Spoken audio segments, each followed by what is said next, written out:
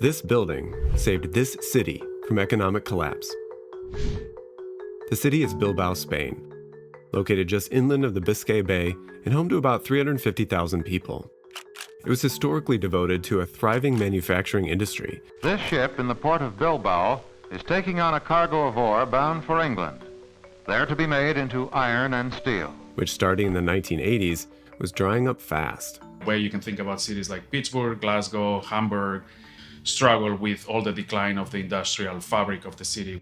The building that saved this place is a branch of the Guggenheim Museum, an institution that you might know from their other iconic building in New York by Frank Lloyd Wright. This satellite branch was designed by the other famous architect that's also named Frank Gehry. The building hosts 19 galleries for the display of art and is made of 42,875 titanium panels on the outside with lots of corners and flowing curves. When this building was built in 1997, the city was in trouble. They hired a Canadian architect to design a spectacular and iconic museum to bring tourists and to jumpstart the economy. The building was as much a work of art in and of itself as the collection featured inside. For me, the central idea goes back years to conversations I had with artists over the years about what is a museum to them. The artist said, we want the building to have a presence in the community. We want it to be strong. We want our little mud pies in great buildings. An iconic napkin sketch slowly solidified into a masterpiece of the 20th century. And it worked. The $100 million building paid for itself in just 8 months. Now, 1 million tourists visit Bilbao every single year, and it's created hundreds of jobs and saved the city from ruin. The entire world took notice of this radical success story. Or at least that's the narrative that most people know, and it's called the Bilbao Effect. And during the late 1990s and the early 2000s, architects and politicians alike were absolutely giddy about the prospect that a spectacular design could bring with it an economic windfall. As other cities around the world tried to cash in, architects were given free rein to design the biggest, the boldest designs that they could. Frank Gehry, the architect of the Bilbao Museum, was everywhere. This success also spawned his work in my home city of Chicago's Pritzker Pavilion. What city wouldn't want to replicate this success? Build a museum, save a city. Other architects got into the action too, and pretty soon starchitects and iconic buildings were all the rage. Pretty soon the excitement around potentially repeating this success waned as other attempts failed, one right after the other. The Ordos Museum in Mongolia by Mad Studios, empty. Sheffield, England's National Centre for Popular Music by Nigel Coates closed only after a year, and there are countless other examples. They tried to replicate the Bilbao Effect, and they just built new buildings without understanding the conditions, the structural systems that needed to happen. So what made this situation such a success, where so many others failed? What is it about this place and this building that just seems to be like a magic recipe that just cannot be duplicated? Of course, the answer is complicated, and it has to do with the foundations laid down by the government, coupled with clever decisions by the architect to take advantage of local and timely opportunities for the building to be as special as possible with a minimum of investment and resources.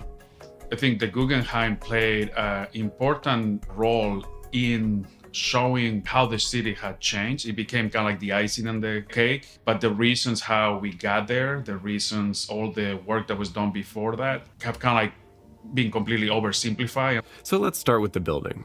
One of the defining features of the Guggenheim design are the collection of flowing curves that huddle together like a crumpled piece of paper.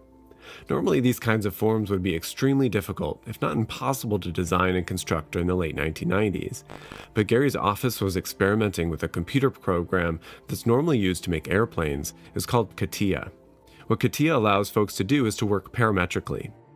That means everything in the program is connected, so that if you make changes in the shape of the overall building, all the little pieces that would be needed to construct that shape update automatically. The power of this program meant that the steel elements of construction could be optimized for a limited set of connections. So with just a few types of metal members, all the shapes in this building can be made. Structure is just straight elements, and then they design these very kind of like complicated joints, but it's all built out of like straight elements. That's really what you want here, something where the end result appears complex, but in reality the construction is much simpler. Even so, this level of complexity would not have been possible beforehand. But the design also took advantage of latent expertise and available materials for this to work. The building sits on a prominent point, as you can see, at the turn in the river. This river was an important resource for the city and its growth. Its industries, like ship construction, could take advantage of the ports that made it possible. There's also rich iron ore deposits in the mountains that are surrounding the city. So steel refinement was also a major industry, and the steel was used to build the ships here. So they have lots of expertise making complex steel shapes like they would in boats. And the infrastructure was here to make all of this work.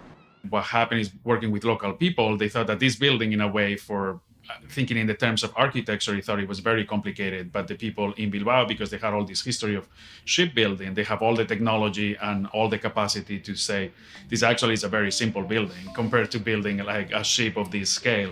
Another aspect of the design which can't exactly be duplicated are the titanium metal panels on the exterior. Titanium has a particular quality of reflection and color that is soft and distributed. Its color also shifts with the changing weather, and when it gets wet, it turns a warm tan. During design, titanium was twice as expensive as steel panels would have been. Still, the team went with it, thinning down the thickness of each one. Coincidentally, though, just prior to construction, Russia, who supplies the majority of the world's titanium, dumped a ton of its reserve onto the market. The price for titanium at the time was cut in half almost immediately. Almost every single ounce of it was bought for the construction of this building. Of course, that made the price skyrocket again, but the folks here in Bilbao were able to take advantage. Titanium is lighter than steel already, and the panels could be made even thinner. This reduced the labor and the infrastructure needed for construction. A single person could handle a panel instead of teams and equipment, so they hired a local rock climbers to help install them. The project manager sums up the thinking behind this ingenious solution with, "We found that it was easier to hire climbers and train them as crimpers than to hire crimpers and train them as climbers." The shapes of the panel are also more systematic than it might appear at first. 80% of the entire facade only uses 4 shapes. The other 20% is one of 16 other options. These shapes were cut on a computer-controlled mill, so they're perfect. And the connection detail leaves just enough room for the whole thing to move the amount that it needs to with the changing temperatures and the wind. So the design itself took advantage of timely and local opportunities. Even though the architect was imported from across the globe, the design itself is particularly contextual to both its time and its location. Some even make the connection that it kind of looks like some of the boats that used to be made here. On the interior, large, light-filled atriums organize the center with over 11,000 square meters of exhibition space distributed between 19 galleries. 10 of the galleries are more box-like, and these are the ones that are made of limestone on the outside. The other 9 galleries are actually inside the titanium forms. The largest is 30 meters wide and 130 meters long, and it houses a permanent installation called The Matter of Time by the artist Richard Serra. But many would argue that this building itself is only a piece of a much larger puzzle that includes countless infrastructural projects and political advocacy that ensured the success of the building prior to even its construction.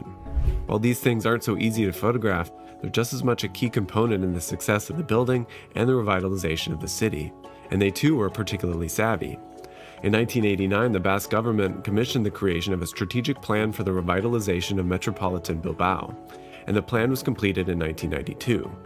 The city needed to reinvent themselves. There was a lot of social problems, a lot of unemployment. Some places went to up to 35% unemployment. The city at that point figured out 4 strategies or 4 elements that they needed to change the city. 2 of them were physical changes, and then 2 of them were more abstract changes. So one was having access to external connectivity and internal mobility. There was an urban and environmental regeneration. There was a lot of issues with the way, like the industrial processes and the effects that it had in the city. And then the 2 other ones was investment in human resources and technology, and the last one was the central, like a cultural centrality. And that, in that last 4th one, is where the Guggenheim plugged. In addition to the museum, other important architects have been engaged, like Santiago Calatrava and Cesar Pelli, to further reinforce Bilbao's central presence in the world of contemporary architecture. Bridges were built, both literally and metaphorically, between the people of different backgrounds and languages. The Guggenheim was actually commissioned and paid for by the government. That's how much they believed in this plan. It cost everyone in the region about $100 of their tax dollars to build. And of course, the building was only a piece of this. So a major part of this plan included revamping its public transportation, as well as ensuring the city is a walking and biking paradise. The tram system was implemented prior to the construction of the museum, and it crosses the city center and links many of the main tourist attractions. The subway system was designed by the famous British architect Norman Foster. The entrances emerge from the ground like cut-off sandworms that you enter to descend down the escalator. This whole system was finished a few years before the Guggenheim. Interestingly, too, the region has an important history of already attracting a certain amount of tourists as an important destination for wine and food. Bilbao had a lot of cultural elements before the Guggenheim. It has a very strong Museum of Fine Arts that was very known. It has the Arriaga Theater. It had a lot of institutions that were kind of like very important in the fabric of the city. So the Guggenheim, it wasn't the building that introduced culture. It was just a building that added to that cultural centrality. And I think what it did is like showcase some of the other institutions that were already in the city. So this place isn't just about serving the tourists. The tourism industry serves the people that live here. But there's also more to live for and to be proud of here than just the shiny, spectacular buildings that you can see on a short trip. It's a give and take between the tourists and the residents. The tourism wouldn't thrive unless this was a great place to live, and this wouldn't be a great place to live without all the stuff that makes it such a great place to spend a few days. Man, I had an absolute blast in Bilbao and talking with Iker about the Guggenheim as well as the city's transformation as a whole. I gathered a ton of content, and a lot of it didn't even make it into this video.